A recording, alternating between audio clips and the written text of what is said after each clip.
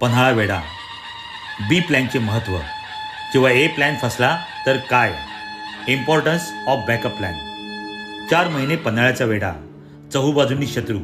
अशा वेळी महाराजांनी फक्त स्वतःला वाचवलं नाही तर शत्रूला चकवून स्वराज्याचं रक्षण केलं. तुमचा बॅकअप प्लॅन तयार आहे का?